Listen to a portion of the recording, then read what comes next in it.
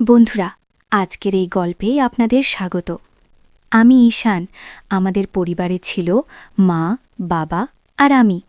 আগে আমাদের সাথে আমার দিদিও থাকত, কিন্তু দিদির বিয়ের পর বাড়িতে আমরা তিনজনই থাকতাম। আমাদের আবাসনটি ছিল একটি ব্যস্ত এলাকায়, তবে পরে বিভিন্ন কারণে লোকসংখ্যা কমে যায়। যদিও করোনার সময় ছিল তখন, তাই অনেকেই বাড়ি থেকে কাজ করত। এজন্য অনেকে গ্রামে চলে যায়। তবে ২০২১ সালের পরে ধীরে ধীরে আমাদের সোসাইটি আবার চঞ্চল হয়ে ওঠে। বিভিন্ন উৎসব পুনরায় উদযাপন হতে শুরু করে। আমার মায়ের নাম ছিল মাধুরী। তিনি তার নামের মতোই সুন্দর এবং মুক্ত চিন্তার অধিকারী ছিলেন। মায়ের এক অসাধারণ গুণ ছিল, তিনি যে কোনো পরিস্থিতিতে সঠিক সুযোগের সদ্ব্যবহার করতে পারতেন। তার বুদ্ধি ও কথার ভঙ্গি ছিল অতুলনীয়। কিছুদিন আগেই একটি ঘটনা ঘটেছিল, যা আমার জীবনে গভীর প্রভাব ফেলেছে। আমাদের সোসাইটিতে একটি বড় পার্টির পরিকল্পনা চলছিল। আমাদের সোসাইটিতে মোট ১০টি বিল্ডিং ছিল, আর সবাই মিলে একসঙ্গে এই উৎসবটি উদযাপনের সিদ্ধান্ত নেওয়া হয়। উৎসবটি ছিল নতুন বছর উপলক্ষে। পার্টির দিন মা একটি উজ্জ্বল লাল রঙের শাড়ি আর স্টাইলিশ ব্লাউজ পরে বের হলেন। তাকে অসম্ভব সুন্দর দেখাচ্ছিল। করোনার সময় মায়ের জীবনযাত্রায় বড় পরিবর্তন আসে। তিনি তার শরীর ও স্বাস্থ্যের প্রতি বিশেষ মনোযোগ দিতে শুরু করেন। প্রতিদিন সকালে তিনি হালকা পোশাক পরে ঘরে বসে যোগব্যায়াম ও প্রাণায়াম করতেন। আমি মুগ্ধ হয়ে মাঝে মাঝে দূর থেকে লুকিয়ে মায়ের এই অনুশীলন দেখতাম। অনুশীলনের সময় মাকে অনেক সুন্দর আর আকর্ষণীয় লাগত, যা আমার মনকে অনেক প্রভাবিত করত। পার্টির দিন মা ও আমি একসঙ্গে অনুষ্ঠানস্থলে পৌঁছাই। আমাদের সোসাইটির সবাই সেখানে আনন্দে মেতে উঠেছিল। মা ছিলেন খুবই প্রাণবন্ত ও হাসিখুশি। তিনি এই উৎসবের মূল আকর্ষণ হয়ে ওঠেন, কারণ মা সবার থেকে অনেক সুন্দর আর আকর্ষণীয় ছিল সেখানে, আর সাজগোজ করায় তাকে আরও সুন্দর লাগছিল। যতক্ষণ না লোকজন আসতে শুরু করল, পার্টির পরিবেশ ধীরে ধীরে আরও আকর্ষণীয় হয়ে উঠছিল। অন্য মহিলারাও দারুণভাবে সেজেগুজে এসেছিলেন। পুরো জায়গাটা আলো আর আনন্দে ভরে উঠেছিল। কিছুক্ষণ পর ডান্স প্রোগ্রাম শুরু হয়। সবাই একের পর এক মঞ্চে উঠে নাচতে শুরু করল। আমিও নিজের মতো করে পার্টির মাঝে ঢুকে পড়লাম। পার্টির এক কোণ গিয়ে আমি এক বোতল পানীয় তুলে নিই। লুকিয়ে লুকিয়ে পান করতে থাকি। এদিকে নাচের মধ্যে একটা মেয়ের সঙ্গে আমার আলাপ হয়। তার নাম ছিল নেহা। তার হাসি আর কণ্ঠে যেন কিছু আলাদা আকর্ষণ ছিল। সে আমার কাছে এসে কথা বলল এবং এক পর্যায়ে আমাকে প্রস্তাব দেয়। নেহা আমাকে বলল, চলো আমার বাড়ি, আমি তোমার পাশে কিছু সময় থাকতে চাই। আমি তখন এমন অবস্থায় ছিলাম যেখানে আমার নিজের ওপর নিয়ন্ত্রণ ছিল না। মন চাইছিল কোনো কিছু নতুন করার। আমরা ঠিক পার্টি ছেড়ে বেরিয়ে যাব, এমন সময় আমার মা সেখানে এসে পৌঁছলেন। মা বুঝতে পেরেছিলেন যে আমি কোথাও লুকিয়ে আছি, আর তিনি আমাকে খুঁজতে খুঁজতে ঠিক সেখানেই চলে এলেন। মা আমাকে দেখতে পেয়ে থমকে গেলেন। তার চোখে উদ্বেগ আর কষ্টের ছাপ ছিল। তিনি আমার হাত ধরে বললেন, তুমি কি জানো তুমি কি করতে যাচ্ছ? এই পথে হেঁটো না, জীবনকে নিজে নিয়ন্ত্রণে রাখো। মায়ের কথাগুলো যেন আমার ভিতর গভীর ছাপ ফেলল। পার্টির এক কোণে যখন আমি লুকিয়ে পানীয় পান করছিলাম, তখন হঠাৎ মায়ের গলা শুনতে পেলাম। মা আমাকে খুঁজে পেয়ে ডাক দিলেন। আমি হতবাক হয়ে গেলাম, আর নেহা ভয় পেয়ে চুপচাপ সেখান থেকে চলে গেল। আমি মায়ের দিকে এগিয়ে গেলাম। মা আমাকে দেখে বললেন, এটা কি তোমার পার্টি করার স্টাইল? আমি কিছু বলার আগে মা আমার মুখের দিকে তাকিয়ে বললেন, তুমি কি পান করেছ? তোমার মুখ থেকে তো পানীয়র গন্ধ আসছে। লজ্জা করে না তোমার? আমি মাকে বোঝানোর চেষ্টা করলাম। বললাম, মা, এটাই আমার প্রথমবার। বছরের এই দিনটা একটু আনন্দ করতে চেয়েছিলাম। মা আমার কথা শুনে শান্ত স্বরে বললেন, আনন্দ করো, কিন্তু এমন গোপনে নয়। যদি কেউ দেখে ফেলে বা জানতে পারে, তবে তোমার বাবার মান সম্মান কি হবে? নিজের কাজের জন্য পরিবারের মান মর্যাদা নষ্ট করো না। আমি প্রতিশ্রুতি দিলাম, মা, আমি আর কখনো এমন করব না। সব কিছু তোমাকে জানিয়ে করব। মা আমার দিকে তাকিয়ে বললেন, সত্যি বলতে সমস্যা আনন্দে নয়, সমস্যা তখন হয় যখন তুমি লুকিয়ে কিছু করো।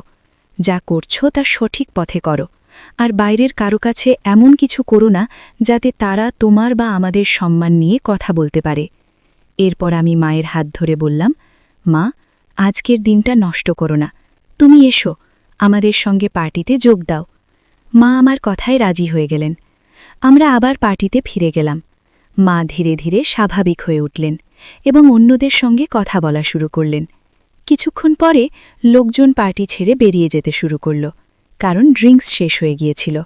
তখন মা আমাকে একটি টেবিলের কাছে নিয়ে গিয়ে বসলেন। হঠাৎ মা বললেন, আমিও একটা পানীয় চেখে দেখতে চাই। যাও, সেই কোণ থেকে একটি বোতল নিয়ে এসো যেখানে তুমি আগে ছিলে। আমি মায়ের কথা শুনে অবাক হলাম। আমি বিস্মিত হলেও বোতল নিয়ে এলাম। মা নিজেই 2টি গ্লাসে পানীয় ঢাললেন এবং বললেন, এই সময়ে আনন্দের মাঝেও দায়িত্বশীল হতে শেখা উচিত। আনন্দ করো, তবে কখনো এমন কিছু করো না যাতে নিজের কিংবা পরিবারের সম্মান প্রশ্নবিদ্ধ হয়। মায়ের কথাগুলো আমার মনে গভীর দাগ কাটল। সেই দিনটি শুধু একটি পার্টি ছিল না, বরং জীবনের একটা গুরুত্বপূর্ণ শিক্ষা পেলাম সেই রাতে। মায়ের অনুরোধে আমি পানীয় 2টি গ্লাস তৈরি করলাম। মা জানতে চাইলেন, 2টি কেন? আমি মৃদু হেসে বললাম, একটি তোমার জন্য এবং একটি আমার জন্য। মা প্রথমে রাগ করে আমার দিকে তাকালেন, তবে আমার হাসি দেখে শান্ত হলেন। আমরা চিয়ার্স করলাম আর মা দ্রুত নিজের গ্লাস শেষ করলেন। এরপর তিনি আমার গ্লাসটি নিয়ে সেটিও পান করতে শুরু করলেন। আমি অবাক হয়ে তাকিয়ে রইলাম। 2টি চুমুক পর আমি মায়ের হাত থেকে গ্লাসটি নিলাম এবং বললাম, আমি আরেকটি নিয়ে আসি। মা হেসে বললেন, তাহলে তাড়াতাড়ি যাও। আমি আরেকটি ছোট বোতল নিয়ে এলাম। এবারও 2টি গ্লাস তৈরি করলাম, একটি মায়ের জন্য এবং একটি আমার জন্য। মজার ব্যাপার হলো, আমি তখনও আমার গ্লাস শেষ করিনি, কিন্তু মা ইতিমধ্যে নিজেরটি শেষ করে বোতল থেকেই পান করতে শুরু করলেন। মা পুরোপুরি মাতাল হয়ে গেলেন, আর আমি একদিকে হাসতে হাসতে তাদের সামলানোর চেষ্টা করছিলাম। এরপর আমি মাকে ধরে সোফায় বসালাম। সময় তখন রাত 11:15। একে একে সবাই ছাদে চলে গেলেন নতুন বছরের শুভেচ্ছা জানাতে, কিন্তু আমি এবং মা নিচে রইলাম, কারণ তিনি তখন কিছুটা অসুস্থ অনুভব করছিলেন। আমি মায়ের পাশে বসে নিউ ইয়ার কাউন্টডাউন শুরু করলাম। ঘড়ির কাঁটা বোটা ছুঁতেই আমি মাকে জড়িয়ে ধরলাম এবং নতুন বছরের শুভেচ্ছা জানালাম।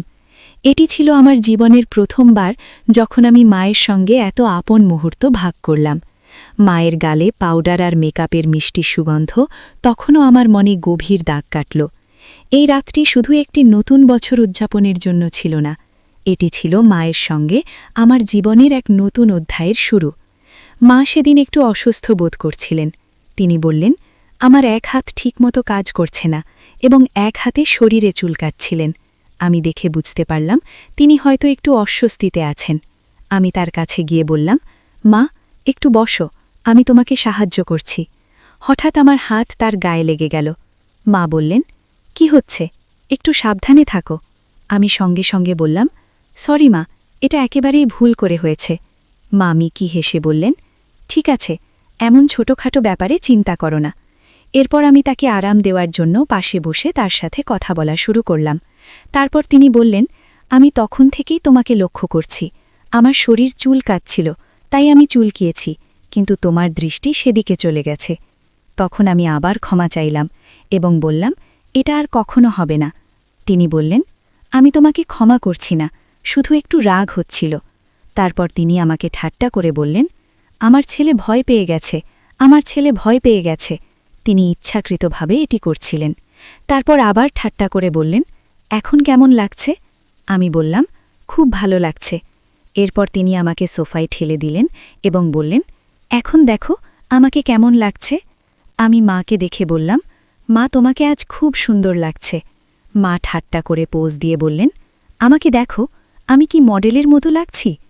আমি হাসি থামিয়ে নিয়ে বললাম, মডেল তো নয়, তার থেকেও বেশি সুন্দর লাগছে। তখন মা ঠাট্টা করে বললেন, তাহলে কি আমি সেই মেয়েটির থেকেও সুন্দর যার সঙ্গে তুমি তখন গল্প করছিলে? আমি লাজুকভাবে হেসে বললাম, মা, তুমি সবার থেকে আলাদা, তোমার তুলনা হয় না। মা হেসে বললেন, ভালো করে বলো, সত্যি কথাই বলছো তো? আমরা দুজনেই হেসে উঠলাম আর সেই মুহূর্তটা আনন্দময় হয়ে উঠল। আমি মাকে বললাম, মা, তোমার তুলনা কারো সঙ্গেই করা যায় না। মা মজা করে বললেন, তাহলে বলো, সেখানে কি এত পছন্দ করেছিলে? আমি হেসে উত্তর দিলাম, কিছু না মা, শুধু মজার ছলেই কথা বলছিলাম। মা হাসি দিয়ে বললেন, সব ঠিক আছে, আজ রাতটা একটু ভিন্নভাবে শুরু করি, নতুন বছরের আনন্দে মেতে উঠি। তখন আমি মজার ছলে বললাম, তুমি কি প্রস্তুত? মা মজা করে বললেন, আর যদি প্রস্তুত না থাকি? আমরা দুজনেই হেসে উঠলাম, আর সেই মুহূর্তটা হাসি ঠাট্টায় ভরে গেল। রাতে মা বললেন, তুমি কি সত্যি আমাকে সারা রাত এভাবে ধরে রাখবে? আমি মজা করে বললাম, হ্যাঁ, কেন নয়। তিনি হেসে আমার গালে মৃদু চিমটি কেটে বললেন, তোমার তো সবসময় তাড়াহুড়ো থাকে। আমি তাকে সান্ত্বনা দিয়ে তার ঘরের দিকে নিয়ে যেতে শুরু করলাম। তিনি হেসে নামমাত্র বাধা দেওয়ার ভান করলেন, কিন্তু তা ছিল মজার ছলে। ঘরে পৌঁছে আলো জ্বালিয়ে তিনি বললেন, এখন কি করব বলো? আমি মজার ছলে বললাম, আরাম করে ঘুমানোর সময় হয়েছে মা। তিনি একটু চিন্তিত ভঙ্গিতে বললেন, তবুও এত দেরি করে ঘুমানো কি ঠিক হলো? আমি হাসি মুখে বললাম, আজকের রাতটা বিশেষ মা, একটু মজা করলে